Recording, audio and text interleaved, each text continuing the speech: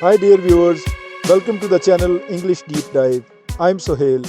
I'll be teaching you advanced English vocabulary with detailed explanations and vivid examples. I promise to make it easy for you to understand, remember, and use these words.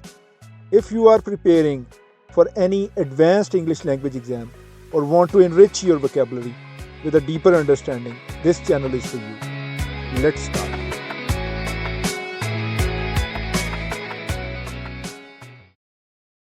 So, dear viewers, the first word is sprightly. It's an adjective.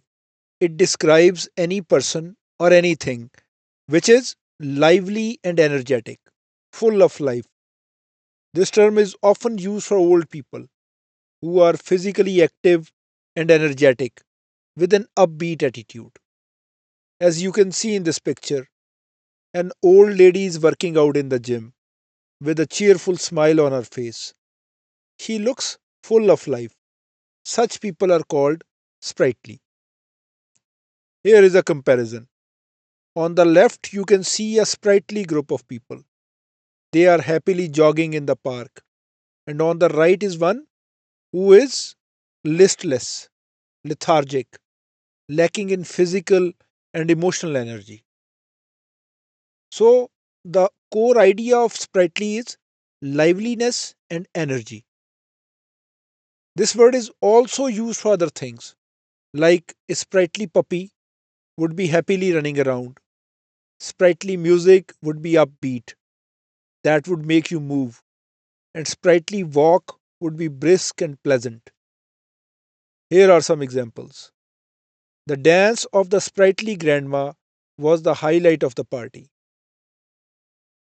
The sprightly puppy darted across the yard, following every falling leaf. Synonyms for sprightly are lively, energetic, vivacious. Antonyms are lethargic, listless, feeble. The next word is fractious. It's an adjective. It often describes people who are irritable, quarrelsome, difficult to control. In this illustration, you can see a group of people having a heated argument. Everyone seems irritated and annoyed. Such an environment or group might be called fractious. Fractious people often lack patience. They are quick to argue and take offense. They are uncooperative and unruly, meaning they are hard to control or manage. They are disruptive. A person can be fractious because of stress, lack of sleep, hunger, etc. But this word generally describes a disposition, a temperament, a repeated bad behavior. This word is also used for children and pets who are irritable, hard to manage. Here are some examples. He had a fractious temperament, always ready to take offense on the smallest things. The fractious toddler refused to cooperate and kept throwing toys. Synonyms for fractious are argumentative, contentious, irritable. Antonyms are agreeable, compliant, easygoing.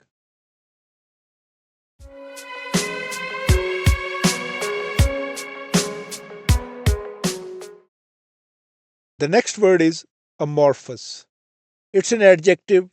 It describes anything which is having no clear or definite shape or structure. If you look at the spellings, A means without and morph means shape.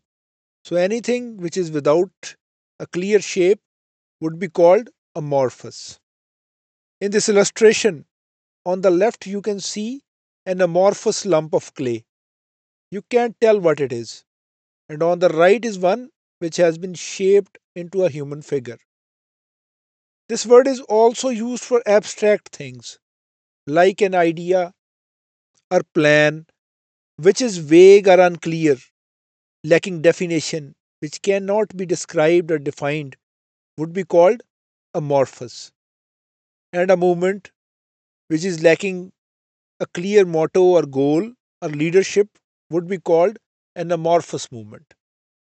In this illustration, the blank placards symbolize lack of a clear motto, and the people going in all directions indicate lack of leadership.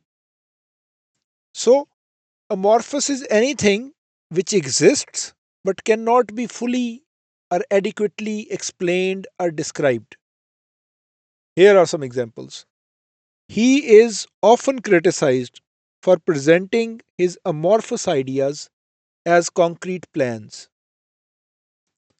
The movement was amorphous with no clear leadership or goals.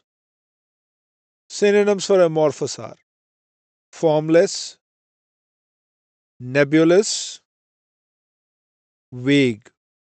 Antonyms are structured, distinct, crystallized. The next word is equivocate. It's a verb.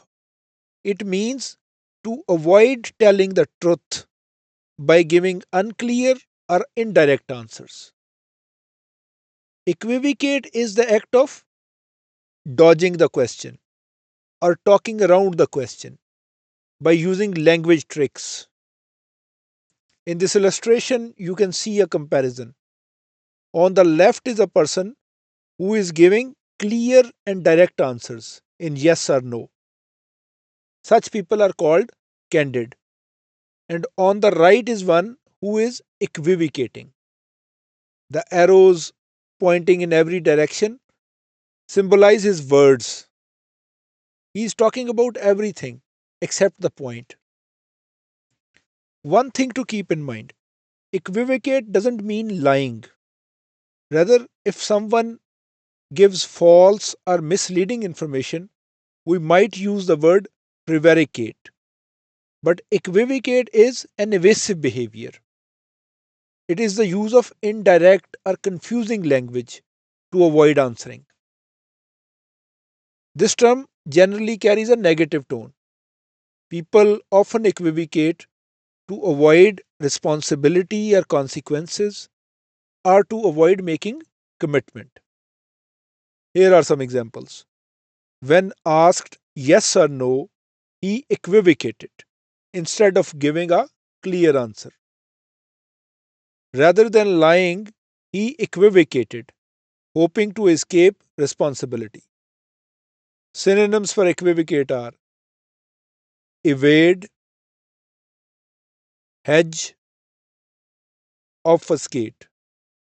Antonyms are candid, straightforward, plain.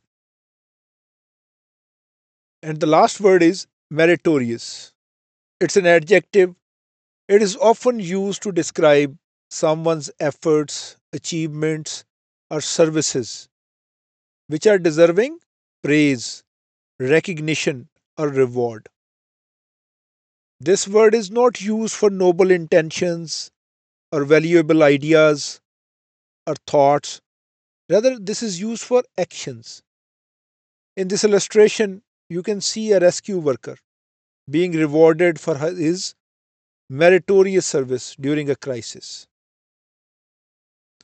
We can use other words to praise such a person, like praiseworthy, laudable, commendable, but meritorious carries a more formal, official, and elevated tone.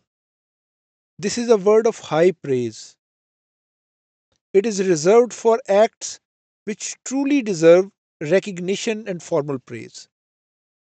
Here are some examples. Praise was reserved for truly meritorious work, not routine effort. The officer's courage in the face of danger was meritorious conduct. Synonyms for meritorious are deserving, distinguished, noteworthy. Antonyms are undeserving, mediocre, unworthy. So, dear viewers, this is the end of today's lecture.